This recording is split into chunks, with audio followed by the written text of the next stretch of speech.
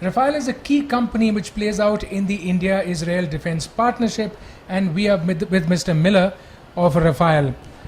So what is the focus of Rafael at Aero India 2019? So I think Rafael has been doing business in India for many years. We are real partners with most of the services here. I personally cater for the Air Force here, and I think we have flying many operational systems like the Lightning, like the Spice, like SDR for many years. But for the last 3-4 years, our main focus was to get in line with the Make in India policy. Mm-hmm. So we set up a set of JV companies and partners here in India through which we produce our equipment here in India. And though this is not just a headline, this is not just something that is out in the air, it's actual production here in India. And so I can give you a few examples of it. Rafael has won the Lightning program. It's a huge program for targeting pods. Yes.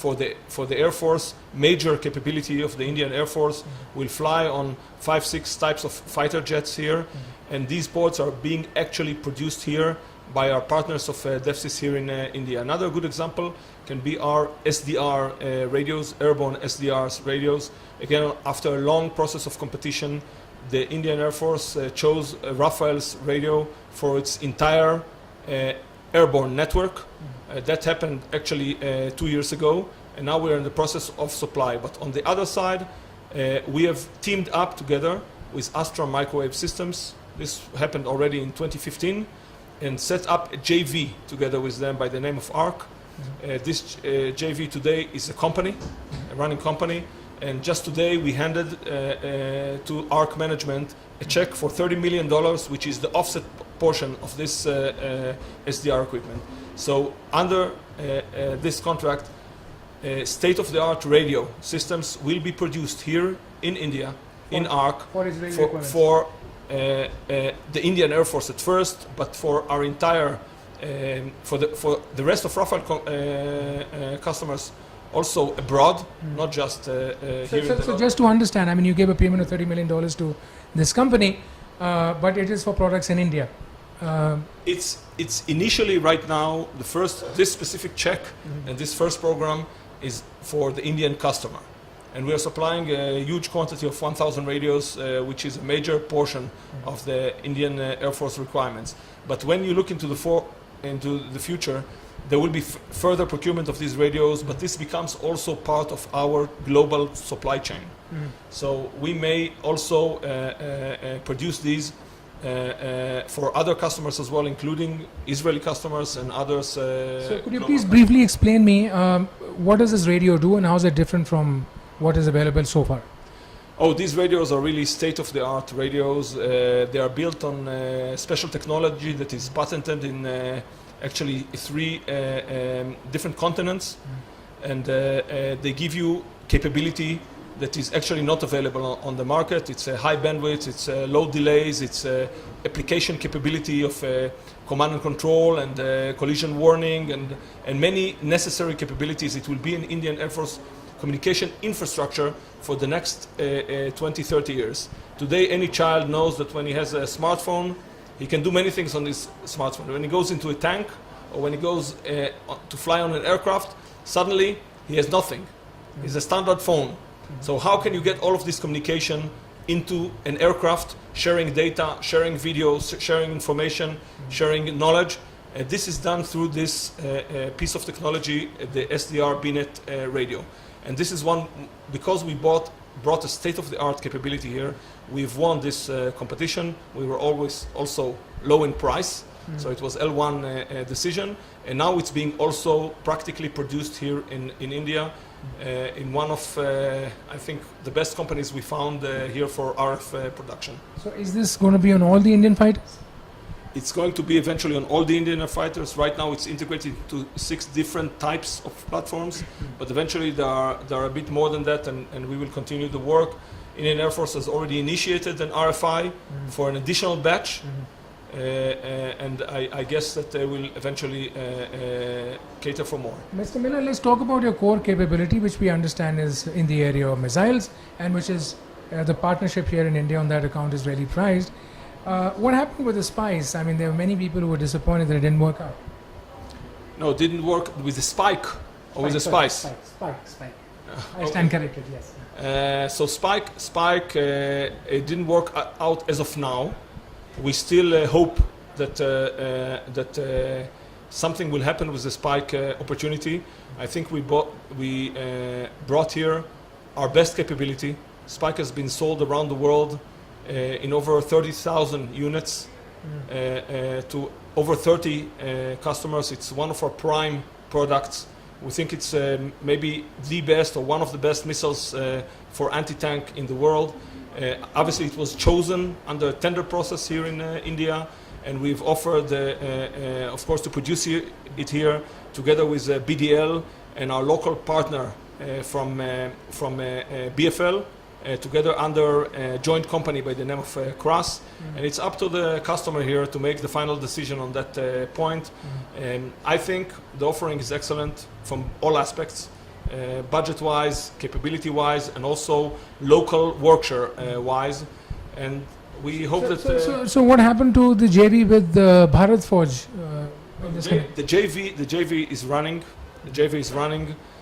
Actually, on this JV, we are not seeing only Spike capabilities, but we are seeing most of Rafael's missile capability under this Kras JV, which belongs to BFL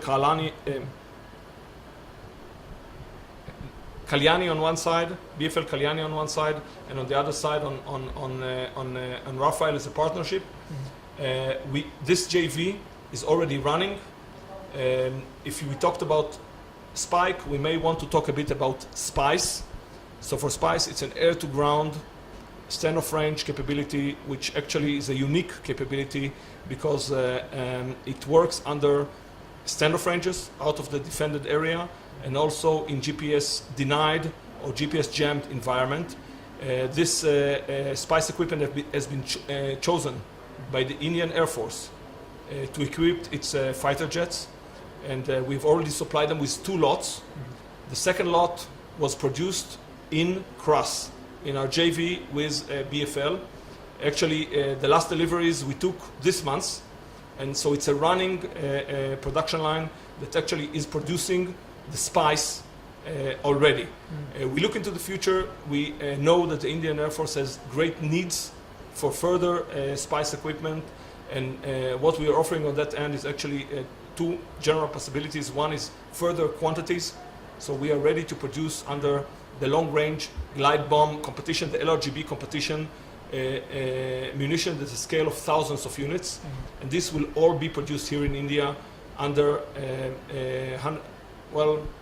close to 100% Indian content.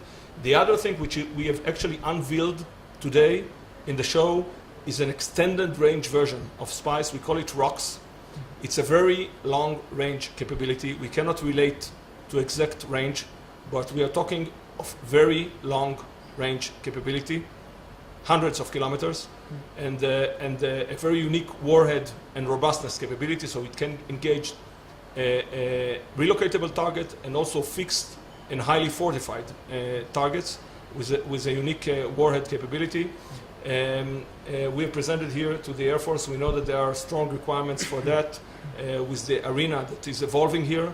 Of course, there is always better air defense, and I guess the Air Force here is trying to find the right solutions for those challenges. Are there any other companies which you could tie up with, in terms of your offsets arrangements or your supply chain arrangements? You already have Bharat Forge, as you said, and you have this company for your radios. So we have actually right now a JV together with Bharat Forge under the name of Kras, a JV with Astra under the name of ARC, and a partnership with DEFSIS for electro-optics. These are 3 partnerships, 2 JVs and 1 partnership that is actually running as of now. We are talking and collaborating with many more companies like Larsen & Toubro and like Bell and like HAL and others, and we are open for further collaboration. We know we have our technologies and capabilities back home, but we also appreciate the fact that there is a huge working force here in India that has great capabilities in design, development, and production. and that we can actually utilize this infrastructure here, this enormous infrastructure, for much more than is done today. We hope to see the private sector here rise in parallel to the DPSUs, and also the DPSUs rise as well.